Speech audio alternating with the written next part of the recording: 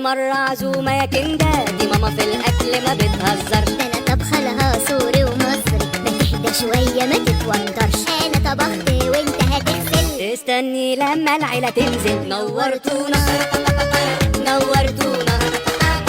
أول مرة بعيد عن أهلي، قدها وقدود يا أبو التفانين. وحشتني وقفتي في الملعب، حركات الرمادونا في التمرين. هرجع وأعزم كل مرة دي، هي دي جدعنة ابن النادي. ابن النادي ابن النادي.